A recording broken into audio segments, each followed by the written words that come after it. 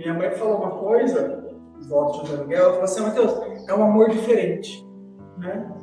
Vô e vó amam diferente, ela falou. Quando a mãe ama mais, ela fala assim, mas chama, porque é diferente. Não é aquele peso, uma responsabilidade da mãe que tem, mas é um amor leve. Eu acho que por ser leve, acaba sendo mais prazeroso, talvez, né? Vamos dizer dessa maneira. Então, o que a gente vai conversar hoje um pouquinho, eu acho que a gente tem 4 encontros no ano. Esse é o primeiro, e o próximo agora é lá no finzinho de junho, julho, depois tem outro em setembro e um em dezembro. A gente conversa um pouquinho, sempre pensando na realidade dos alunos que nós temos aqui no colégio. E talvez no meio do ano a gente faça a formação no outro prédio, né? Graças a Deus o colégio vem crescendo.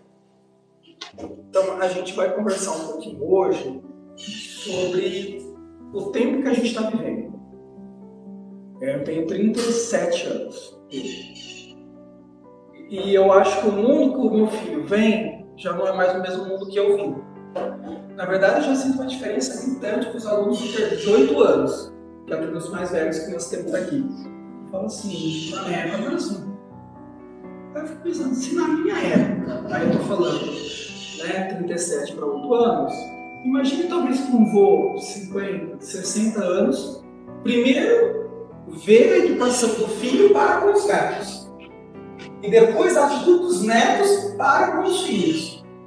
Ele fala assim, aí a gente fala assim, mas no meu tempo não era assim. Imagina que a gente respondia assim com o nosso pai.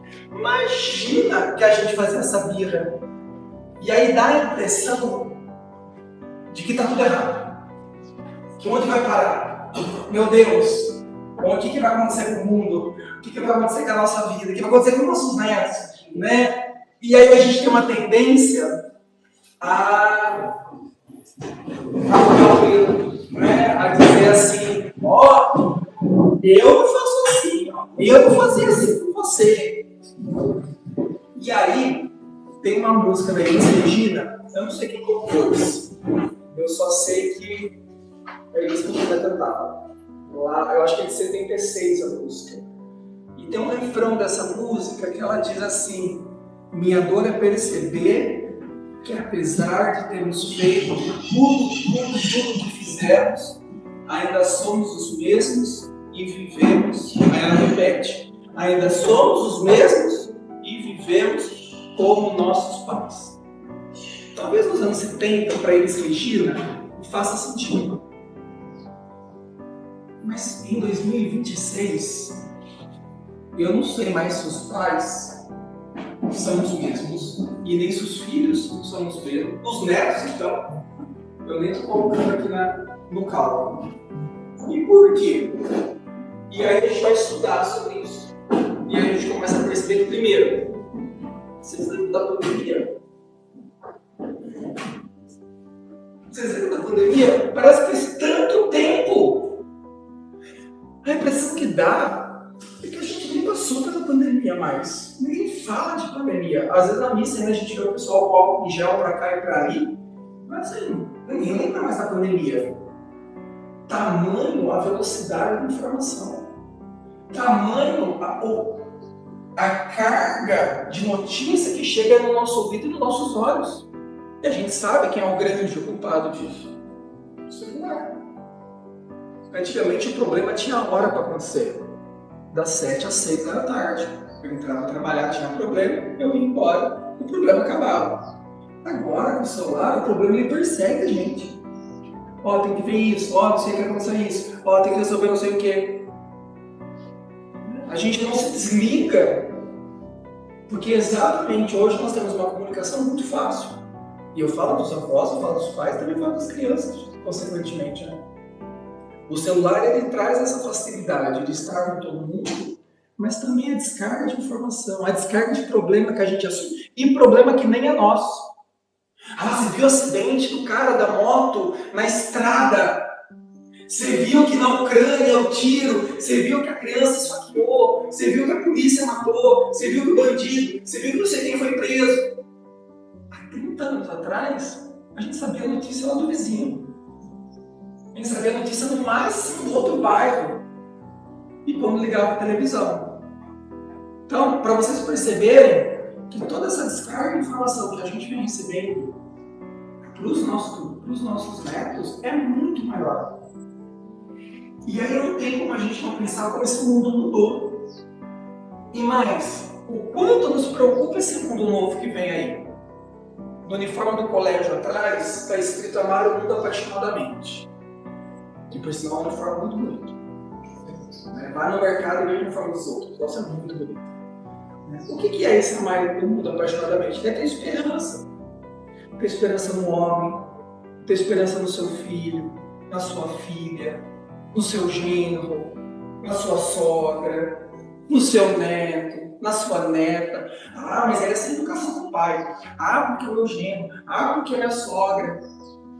Se nós não tivéssemos esperança, a gente nem cristão seria. Por um lado. Se Deus não tivesse esperança conosco, imagina, né? A gente nem gritaria também. E olha que Deus nem precisava ter esperança que a gente olha como a gente é ruim. Olha como a gente é ruim. E Deus é Deus, né? E com certeza Deus é Deus. Então, se a gente começar a olhar, no fundo, o mundo é muito bom. O mundo é muito bom. Olha as facilidades que a gente tem hoje. Comida, acesso, remédio. Imagina, antigamente com 60 anos, fala assim, acabou. Daqui para a morte. Chegou no fim. Agora com 60 anos, agora eu vou fazer uma faculdade. Agora eu vou me dedicar ao estudo. Agora eu vou cuidar dos meus netos. Ou agora eu vou continuar trabalhando. Quantos avós falam assim, se eu parar, eu morro. Se eu parar de trabalhar, eu morro. Então lá com 60 e poucos anos. Eu vejo aqui, por exemplo, né, a tia Maria Helena, que cuida aqui da parte da organização da escola, 75 anos. E se eu juntar 3 jovens de 20, não dá o que ela faz. E olha, quem trabalha sabe o que eu estou falando. A dificuldade de mão de obra. De gente que trabalha, que faz o certo, que tem caráter, que chega no horário, que faz mais do que pede. Isso é reflexo do que, já? É reflexo desses últimos 40 anos. Os nossos filhos pegaram um pouco disso, quando eu falo nossos filhos, né, seus filhos, né? Eu peguei um pouco disso já, né? Ou seja, de uma outra educação, de um outro tempo, de umas outras facilidades. E aí os nossos netos entraram nessa facilidade. De que tudo é simples. Tem dinheiro, vou lá e compro. Põe no micro-ondas, aperta o botão, liga. É só ir lá buscar, é só ligar que está na porta. E essa vida das facilidades chega naquele pequenininho lá de 3, 4, 5, 6, 7, 8 anos. E acha que o mundo é assim, essas são essas facilidades. Ontem o menino teve semana de prova, e o menino teve uma nota muito ruim, muito ruim. E aí fui conversar com ele, porque eu sou tutor dele, né? Aqui no colégio, a partir do 2º ano, os meninos têm um tutor e as meninas têm uma tutora que toda vez conversa sobre os 5 valores do colégio. Eu falei, mas o que aconteceu? E ele falou assim, o que aconteceu? Olha isso aqui. Meu olho foi enchendo de lágrimas. Você não estudou? Como? E ficou ali. Aí deu uns 10 minutos, eu falei, mas... Aí eu li um pedacinho do texto. Aí ele respondeu, não, você sabia a resposta, por que você escreveu? Quando a gente pega todo o contexto, a gente vai entender o quê? Ah, eu achei que eu ia saber. Eu achei que eu ia tirar nota. Ou seja, eu achei que se eu ligasse, a comida chegava em casa. Eu achei que se eu apertasse o botão, as coisas iam ser feitas para mim. Eu achei que basta eu acordar e o mundo vai ser bom. E as coisas vão cair na mesa. E que mamãe e papai sempre vão estar ali. Que dinheiro não é um problema. Que às vezes demora, mas vem. Imagina que é esse neto seu que vai crescer. É esse neto seu que vai ser, com a graça de Deus, um pai, uma mãe de família, vai trabalhar. E para isso acontecer, o não amoroso é de extrema importância. O não de não pode, não vai ter, não é a hora, não é seu aniversário para ter presente, não é Natal. Os meus sogros vivem fazendo isso, e dando presente, dando presente, dando presente.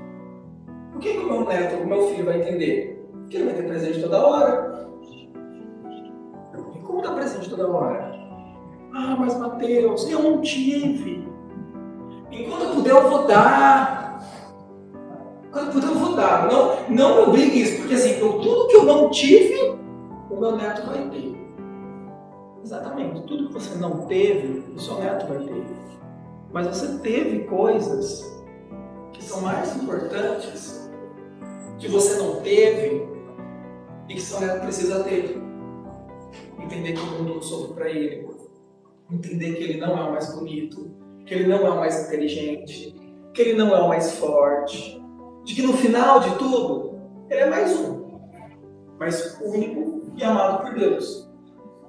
E aí que entra nesses problemas que a gente vem vivendo, porque o mundo mudou muito rápido e muda. A educação do seu filho ou sua filha dá para o seu neto, talvez seja totalmente diferente do que você dá para eles.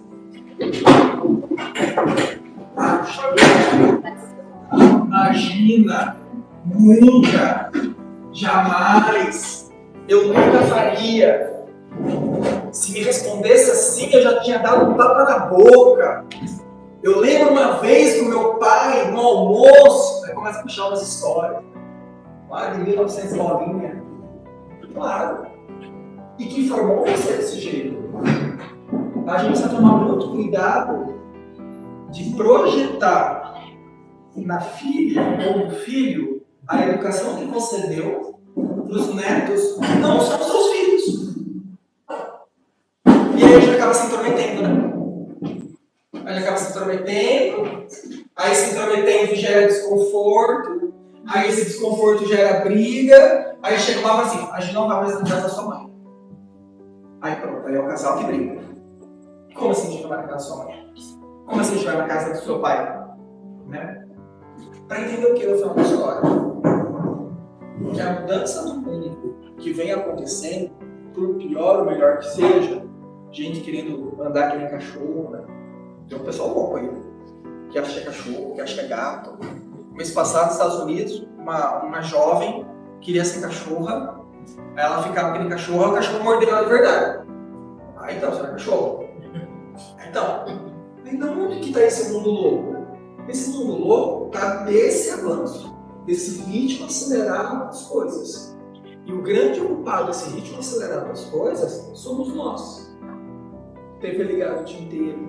Você nem está assistindo, mas a TV está ligada. Não tem um silêncio na casa. É rádio, é Nativa FM, é Cidade das Águas, é celular, é televisão, é celular para todo lado e vídeo para todo lado. E que é muito mais fácil, muito mais fácil. A minha alegria é se eu ligar a televisão, que o José Miguel fica lá vendo desenho no YouTube. Resolve minha vida. Mas é o melhor, né? Isso também reflete na gente. A gente também está muito viciado nisso. A gente está muito comprometido nisso e achando que tudo tem ali é verdade, que aí é outro problema. E essa aceleração vai surgindo, sabe o quê? Vai surgindo ansiedade, né? Seu neto não para quieto, seu neto não para de falar, né? Seu neto começa a não ter foco, não ter atenção, vai estudar para a prova, é como se ele não estivesse ali, que ele se dobra, ele vira, ele olha para o teto. Já é reflexo desses movimentos. E nós experimentamos o mundo muito mais do que o pai de vocês. Eu pego o Rafael Bruneto, né, que morreu lá com 80 e poucos anos. Qual foi o grande evento que ele viu? A Segunda Guerra Mundial. Ele era criança, ele jovem. E depois, eu acho que a ditadura militar no Brasil. Ele morreu, sei lá, TV colorida. Isso que ele viu. Agora, mas você quanta coisa você viu? Você viu até que lá em São Caetano teve um atentado à bomba do shopping. Não interessa o atentado de São Caetano. Por isso que dá a impressão que o mundo está rápido demais. Porque a informação chega para todo lado. E aí a gente entra dentro dessa estrutura. E aí o que vai acontecer com isso? A gente não tem tempo mais para pensar, a gente não conversa, né? A gente não transmite mais aquilo que a gente vive, porque o nosso neto não consegue parar para escutar a gente. Os vínculos que eram afetivos e profundos se perdem, e aí entra a impaciência. Aí a gente fica impaciente, porque a gente olha para aquilo e fala assim, não, mas eu não era assim, o meu filho não era assim, por que meu neto está sendo? É por causa de todo o contexto. É todo um contexto. Há um outro ritmo para as coisas. Nada mais para ser guardado na memória, está tudo na mão, e isso vai prejudicando. E justamente por que isso vai prejudicando? Porque o homem, nós, quando eu falo homem, estou falando a gente também, nós estamos doentes. E a gente precisa tomar muito cuidado para os nossos netos também não ficarem doentes. E aí existem 6 doenças do espírito. 6 doenças que de alguma maneira a gente tem ou vai ter na nossa vida. Isso não tem como fugir. E a primeira doença que a gente vê chama-se sofrimento simbólico, que é o meu lugar no mundo. Veja esses jovens. Eles não pertencem a nada. Eles se sentem fora de todos os lugares, inclusive dentro da família. Deveria ser o lugar mais confortável do mundo. Desde quando a gente chega em casa, tira o sapato e veste o chinelo, é como se a gente estivesse pisando num solo sagrado. Eu acho que é isso mesmo. Em casa a gente tira as amarras, né? Em casa a gente é a gente. Em casa tenta, chega em casa. Mas no mundo que a gente vive, até a casa não é um lugar que eu me sinto em casa. Porque não é um lugar no mundo. E justamente por isso, acaba a gente percebendo que sempre são pessoas que se sentem erradas, que não se encaixam em padrões. Quais padrões? O padrão da rede social, né? O padrão da beleza, do dinheiro fácil, da dança que gera dinheiro, que fica lá repetindo aquela dancinha 1 milhão de vezes. Graças a Deus aqui a gente nunca viu. Mas tudo pra fora aí parece um boneco que repetindo aquilo lá, o movimento, a mão, a dança, desenfreadamente. Adultos que mudam constantemente de empregos, mas continuam se sentindo vazio. Quantos empregos você mudou na sua vida? 2, 3? Pergunta para um jovem hoje. Vai para minha esposa. Minha esposa tem 28 anos. Olha, ela trabalha desde os 18. Ela mudou nos 8 empregos. O problema é emprego? Não. O problema é onde está o seu eixo. Ah, porque aqui não dá isso, porque aqui dá. Ah, mas porque aqui tem que trabalhar até as 4. Ah, porque aqui o ar-condicionado é muito frio. Ah, porque aqui o vale de alimentação é de R$ 800 só. Ah, porque aqui tem o odonto, porque aqui não tem o médico. Pois a gente não acha mão de obra também. Antigamente, você ia trabalhar e já era. Vê se acha pedreiro. Não acha. Não acha. Falar com o já falei, meu filho, José Miguel, vá ser pedreiro. E se for pedreiro bom, então, você vai ter emprego o resto da vida. Não acha. E quem a gente chama para ajudar a gente, vai um dia, não dá para ir mais. Não, é muito cansativo, muito difícil. É essa geração que a gente está vivendo, que não se encontra em nenhum lugar. E não se encontra em nenhum lugar justamente por isso. Por quê? Porque a gente só consegue ser feliz em harmonia com o ambiente que a gente está. Por isso que é o simbólico. Ou seja, eu estou aqui, por que eu me sinto bem aqui?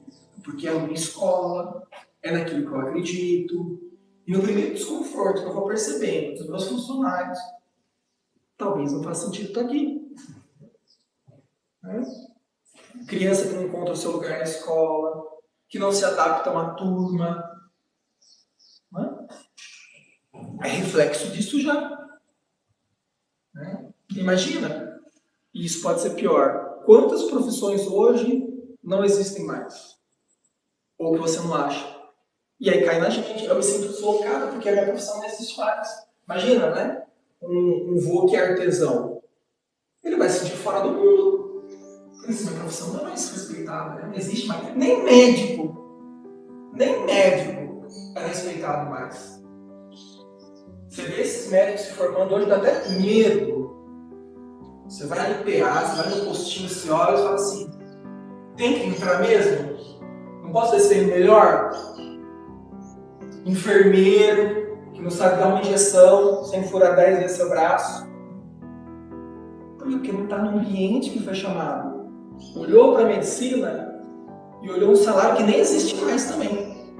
Já foi a época de médico ficar rico. Até isso o mundo já mudou. Né? Professor, então, nem se fala. Ah, minha filha é professora. Ah, deu certo, ela fez pedagogia, não é professora ou não. Pelo contrário, né? Tem profissão mais linda que professor.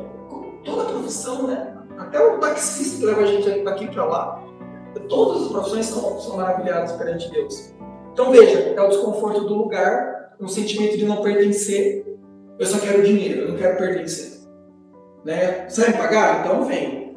Mas não é só o dinheiro, meu Deus. Se fosse assim, a gente fazer trabalho na igreja, ajudar em pastoral.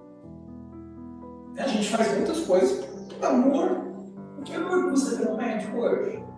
Que nem olha na sua cara, parece que está escrevendo lá na internet, escrevendo lá na IA, na inteligência artificial, para dar uma resposta à nossa doença. Por exemplo, ele vai fazer uma cirurgia e o médico olhou para ele e falou assim: o que ele tem mesmo? Doutor, ele veio 3 vezes. Ele veio 3 vezes. Você não se deu a pachorra de lembrar do rosto do meu filho, porque ele deve atender muitas crianças. Ele está falando em particular. Deve atender muitas crianças para poder ter um dinheiro, mais ou menos. Mas o mínimo era o quê? Deixa eu ver quem é isso. Ah, deixa eu ser campeão. Ai, pai, não paro. Ah, nossa, deixa eu ver o celular que eu conversei. Isso. Ninguém vai saber mesmo. Segundo sofrimento que a gente encontra, é o sofrimento físico mesmo. É o sofrimento do corpo. E nunca antes na história desse Brasil o nosso corpo esteve tão doente. Quando eu falo doença, não estou falando só da câncer. Estou falando doença do corpo, ou seja, postura, sentar direito para comer. E imagina, meu neto só come no sofá. Já falei 300 vezes para a mãe dele. O que a gente tem que fazer? Se ele está na sua casa, você tem que educar. Olha, tem que sentar assim. É difícil, porque é cansativo sentar direito. É muito mais fácil pra gente mesmo. É uma delícia comer no sofá. É uma delícia. É meio deitado, assim. Mas senta na mesa direito, põe o braço. Aqui a gente educa todo dia sobre isso, né? Então veja, o corpo pede socorro. E por que esse corpo pede socorro, para vocês entenderem? A própria comida, tudo é muito processado, é tudo muito pronto. É muito açúcar. Muito açúcar. Faça a experiência de tomar café sem açúcar. Quem toma café sem açúcar, quando coloca um quadradinho de açúcar, parece um melado. Para você perceber o quanto que a gente está habituado ao açúcar. E aí toma açúcar, açúcar gera dopamina gera aceleração, que quando você vê, a cabeça está agitada mesmo. A quantidade de açúcar, a quantidade de carboidrato. Tem um caso, uma vez a gente discutiu e atendeu, que um paciente queria terminar com a esposa. Não aguento mais aquela mulher, ela é chata. Eu chego em casa, ela só fala de problema. Sabe qual que era o problema, na verdade, do casal? Eu faço um pix, só para acertar qual era o problema do casal. Antes fosse. Sabe o que era? Ele não almoçava. Quando ele chegava em casa, imagina, ele saía de casa cedo, nem tomava café. Aí ele não almoçava. Quando ele chegava em casa às 6, 7 horas da noite, ele estava com tanta fome que tudo que a mulher falava, tudo que a criança chorava, para ele era um inferno. Era um problema no matrimônio? Não. Era um problema que ele não almoçava. Tem noção disso? Você ficar sem comer, você fica irritado. Às vezes a gente vai percebendo até aqui na escola que o problema da criança é agitada. Não tem nada a ver com temperamento, com tela. É porque às vezes não dorme no horário que tem que dormir. Vai dormir super tarde. Ou, né, quando acorda cedo, já é estimulado a alguma atividade física em exceção, né, em excessividade. Então veja, sofrimento físico é o que a gente encontra hoje no corpo, o nosso pede socorro. Então, pedir para o neto sentar direito, pedir para o neto andar direito. Por que a gente briga tanto aqui que não pode vir de chinelo na escola? Graças a Deus ninguém vem. Por que não vir de chinelo? Porque é um lugar de respeito. Ah, mas eu não gosto de chinelo. Mas na vida a gente não vai gostar de um monte de coisa. A gente às vezes não gosta do uniforme, às vezes a gente não gosta do nosso chefe. E ou você aceita e faz o seu feito, ou você vai achar que o mundo inteiro está errado, só você está certo. Porque poxa, é uma escola. Tem lugar de maior respeito do que uma escola. Se for no aniversário de alguém, seria de tênis, tudo empreguetado. Aí na escola você vem como se estivesse indo, sei lá, pra praia. Então veja, essa educação que a gente vai formando. A roupa que a gente usa, né? A nossa postura como vó, como vô. Tudo isso educa os nossos filhos, educa os nossos netos. E claro, a gente vai percebendo esse sedentarismo, né? Cada vez mais parado, mais no sofá, mais na frente do celular, mais na frente da televisão. Não brinca mais, não machuca o joelho, não corre, não quebra o braço, não sobe da árvore. Não acontece mais nada disso, gente. Acho que o pessoal que faz gesso vai, né, os médicos vão parar, porque ninguém quebra mais nada, fica tudo parado.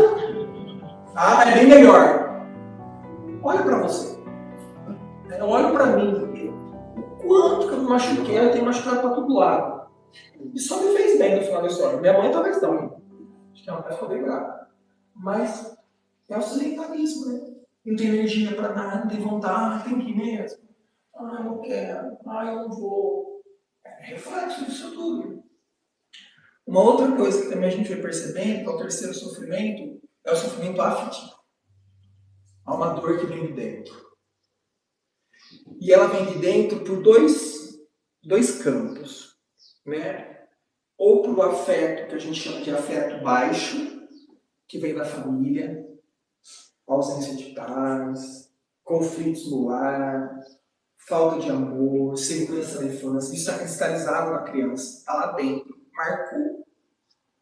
Né? O dia que eu vi o meu pai dando um tapa na cara da minha mãe com 5 anos. Isso marca a criança para sempre. Né? O dia que eu vi a vovó brigando com a mamãe, aos gritos pela sala. Né? Será que era necessário? Será que não era lá e falou assim, filha, daqui a pouco a gente conversa? Depois a gente conversa, pode ser? Em vez de querer levantar a voz, gritar mais ainda, e o neto ali vem, ou o gênio, né? Será que, no fundo, essa marca vai ficar ali? Aconteceu um caso na escola, um grande contexto aqui, no meu caso, né? E a mãe vai perguntar o que ela deveria fazer. Aí já fala assim, não fala para o seu filho. Ela fala assim, eu já falei. Será que tudo a sua criança precisa saber? Será que ela precisava saber que o pai bateu nela, por isso que o pai não estava voltando para casa? Será? Não era melhor ter falado, filho, papai não vem hoje? E pensar com calma como dar essa notícia para o filho? Ou no fundo tinha um sentimento de vingança, né? Um sentimento de, olha, papai fez muito mal para sua mãe. Então, na verdade, querida, você precisa ir para a escola, porque quem é infantil é você. Porque o mal que você fez para o seu filho, para o seu ego ser massageado, foi absurdo. Então, veja, quanta dor a gente traz dentro do nosso coração. Quanta marca, né? Quanto sofrimento. Eu nunca me esqueço de chegar para o meu pai, que graças a Deus está vivo, foi aniversário dele no dia 16, e falar assim, pai, eu aprendi muito com o senhor. Mas eu aprendi acima de tudo como não ser pai. É uma marca que eu vou carregar pro resto da minha vida. Pro resto da minha vida. Eu honro meu pai e minha mãe, que é o quarto mandamento da lei de Deus. Amo eles em paixão. Farei tudo o que for possível por eles. Mas é uma marca que vai cair dentro, ou seja, Eu nunca tive uma presença paterna da maneira que eu quero ser para o meu filho, com toda a minha limitação, claro. É a marca interna. E tem mais uma, né? Que é a marca externa. Rejeição, humilhação, isolamento, término de relacionamento, né? Namoro que não deu certo, matrimônio que não deu certo. Tudo isso marca na filha, marca na gente que é mãe. E o cuidado para que não marque no neto. Porque o casamento não ter dado certo é um problema dele e dela. Nunca vai ser da criança.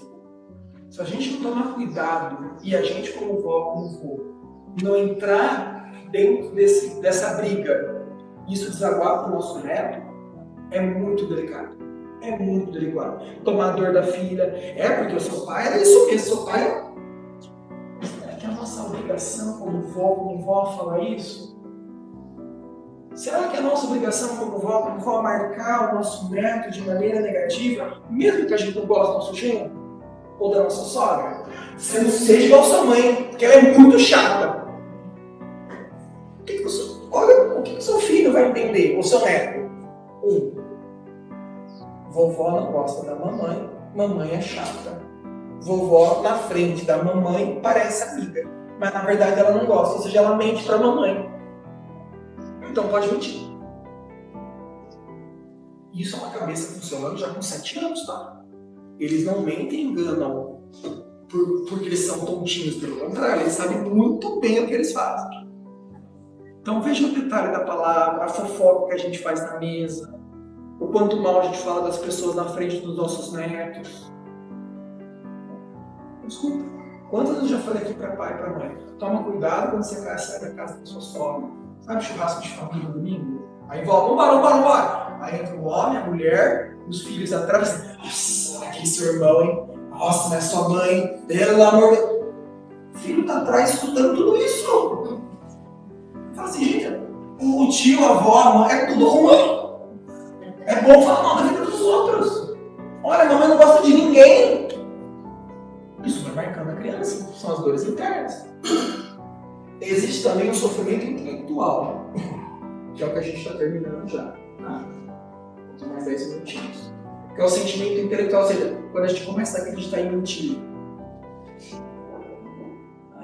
E o que é esse sofrimento intelectual? Quando a gente começa a acreditar que isso que está aqui é a verdade. Exemplo, que ter o carro mais caro é a verdade. Que ter a casa mais cara é a verdade. Que ter a nota mais alta é ser o melhor aluno. Não necessariamente. Você pode tirar 10, extremamente sem educação, extremamente sem caráter. Você só é inteligente. Ou você pode pegar o carro que você for, a casa que você for e achar que ali está a sua verdade. E aí todo mundo sabe que caixão não tem gaveta, né? Mas o que a gente ensina para o neto, para a neta dar certo na vida é ter dinheiro. Claro que a gente tem que trabalhar, tem que ganhar, tem que passear, tem que comer um ano. Ninguém está discutindo isso. Né? Achar que as coisas caem do céu são chuva. Que nem chega o pessoal que fala assim, eu queria tanto pôr meu filho nessa escola, que todo mundo está falando super bem, nossa, uma escola católica, está aprendendo a rezar em latim, nossa, não sei quem mandou um videozinho, ela está começando a ler os encontros vocálicos, sapo, vaca, isso tem 4 anos. Que bom. Mas assim, eu não tenho condições. Não será? Tem o que eu estou dizendo? Claro que a gente tem que entender que o mundo está além do material. Mas se eu colocar todo mundo aqui que não pode pagar a escola fecha. O meu olhar não está no dinheiro. Mas o meu olhar faz parte desse processo. E senão nossos filhos têm que trabalhar, que o dinheiro não vem fácil, tem que ter esse valor, que as coisas custam caro. Que nada... Eu sempre brigo aqui no bom sentido.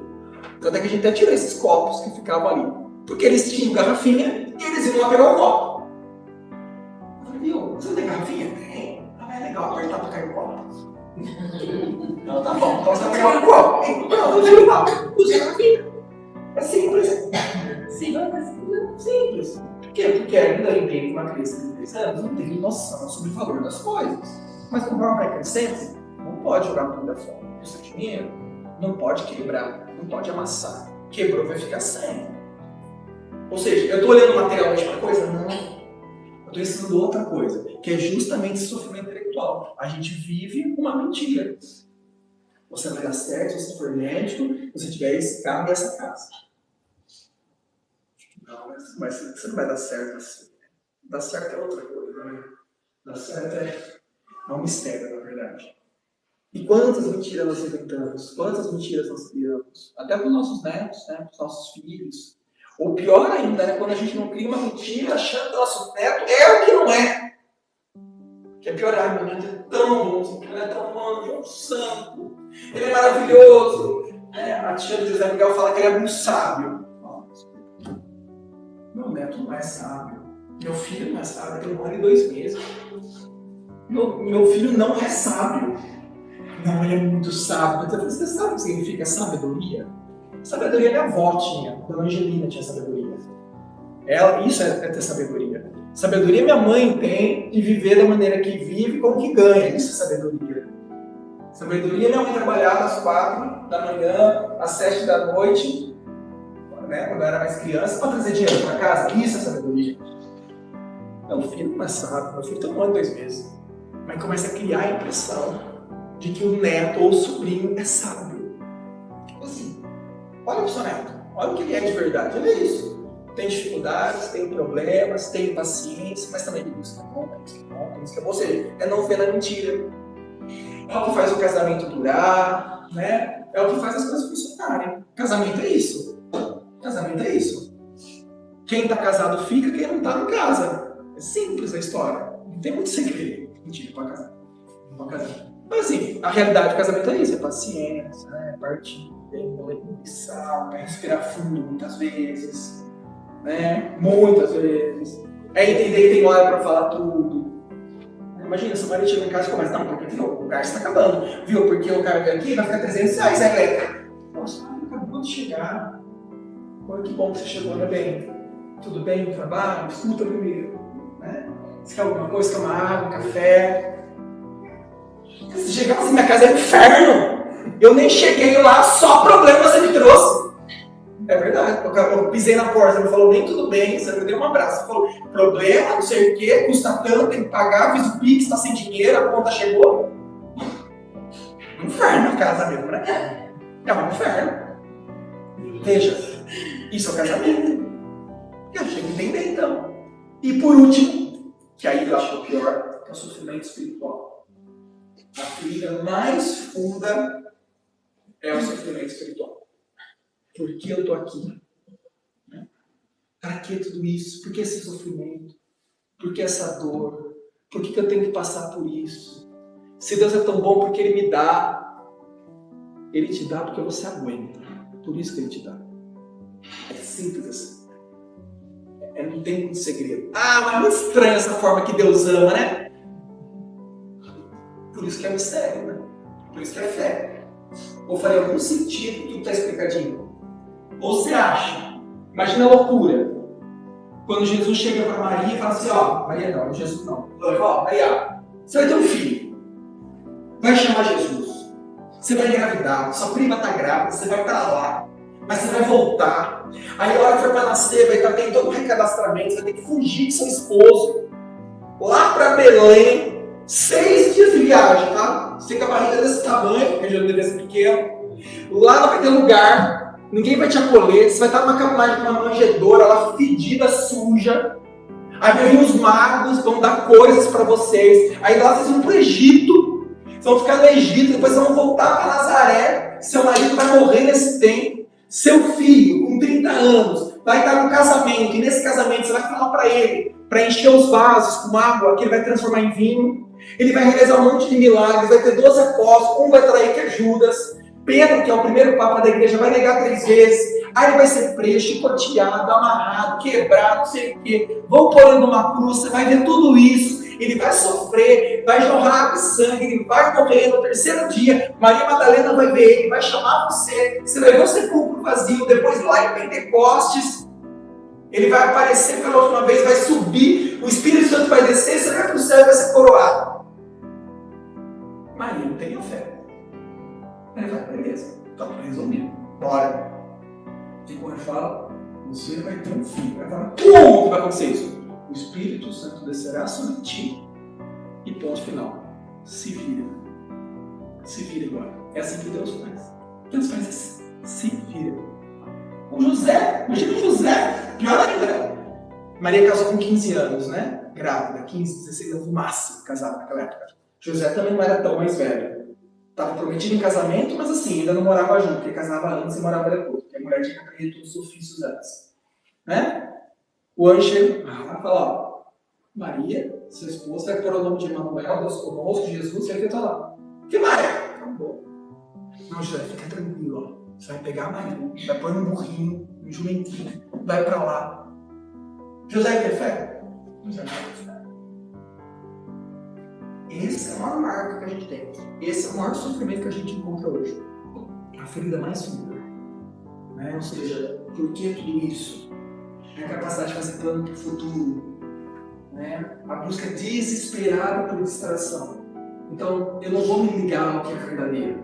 Eu vou beber, comprar, usar droga. Tudo que me distrai dessa profundidade, de entender que existe algo muito maior que a gente não compreende, não me interessa. Eu vou viver o mundo como se eu tivesse hoje. Aquele que não faz planos para outra vida já está deprimido. Tem um filósofo espanhol que fala isso. Aquele que não faz planos para outra vida já está deprimido. Já é triste. Porque se a gente anda com a certeza de que eu posso morrer daqui a pouco, tudo é bem feito. Tudo é com amor, com carinho. Imagine se você não vai ver seu neto mais hoje. Imagine se você não vai ver seu filho mais hoje. É que a gente esquece, né? As grandes verdades da vida a gente esquece com muita facilidade. Você sempre vai ver ela amanhã. E a verdade, mas às vezes o amanhã não é aqui, às vezes o amanhã é lá. Essas são os seis grandes sofrimentos que a gente encontra. E a nossa função como vó, é, em cima de tudo, ensinar nossos netos que na vida ele vai sofrer. Que na vida o não faz parte. Que fácil. Nem Maria Mole é fácil para fazer. Por mais molinho que seja Maria Mole, para fazer Maria Mole não trabalha. Eu acho que a gente, como vô, tem essa obrigação mesmo de ter vivido mais que todo mundo. De ter a tal sabedoria que acho que o meu filho tem. Que meu filho não tem sabedoria nenhuma. Ele tem um ano. É essa sabedoria que a gente ensina dos nossos netos. A sabedoria de que tenha paciência. É assim mesmo. Vai passar. Ninguém vai te amar como a gente ama. Que a família é o melhor lugar para desaguar as grandes mágoas. Que a gente tem que amar as diferenças dos outros. Suportai-vos uns aos outros. Aí deve ter uma vírgula. Principalmente quem é diferente da gente. Principalmente quem fala mais alto que a gente. Principalmente quem grita mais que a gente. Aí pode ser o genro, pode ser a sogra, pode ser lá. Tanta gente aí. Que a gente possa, como vô, como vó, ser esse auxílio na educação dos filhos, né? E por isso que a gente tem a Turma Santana. A Turma Santana é para isso. É para avô e para avó. O dos pais a gente faz todo mês. E da Turma Santana a gente faz uma vez, cada 2, 3 meses. Para falar um pouco da importância que vocês têm para os netos de vocês. Seja 1, seja 2, seja 3, seja 4. Mas só vai falando, acabou agora, né? Chega! 2 netos tá bom já, né? Mas olha, você está dando problema para você cuidar deles, chega mesmo. Eu não trago mais, não, eu amo, eu sei.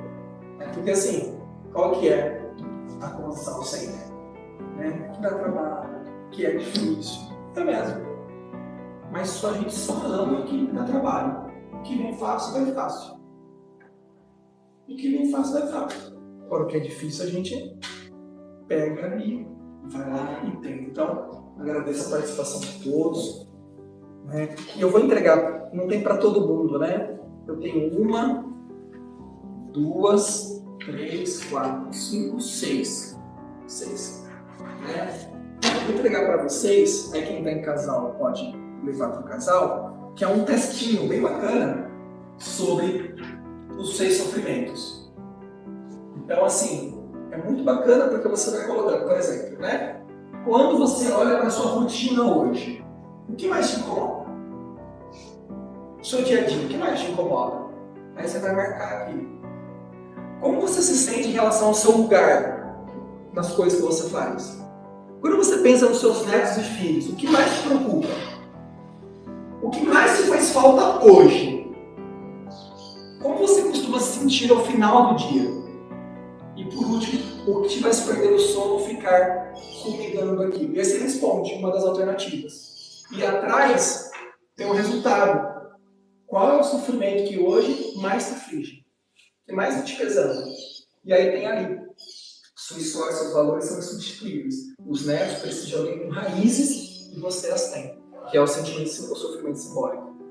Né? Aí quem não conseguir, quiser, pede para o filho, para a filha, que a gente põe na mochila do neto e da neta, né? E aí a gente faz essa entrega por aí. Gente, fique grato. Se eu quiser tomar um cafezinho, tem ali, tá? Fique à vontade. Né? Acho que Deus sabe tudo o que faz. A gente agradece muito os netos que tem aqui. Né? A gente avaliou o neto de vocês agora, essa semana de abril, e o crescimento é visível. De leitura, de moral, de oração, de tudo. Ah, mas ainda, calma, não é uma mágica, mas a melhora é substancial. A mudança que a gente percebe é muito grande. Isso faz parte também de vocês que ficam com eles e ajudam eles. E não deixem de ajudar, principalmente na parte que a gente pode, que é com o exemplo, com a nossa verdade, com a nossa história de vida, com as nossas marcas, com as nossas lutas, porque eles não esquecem disso.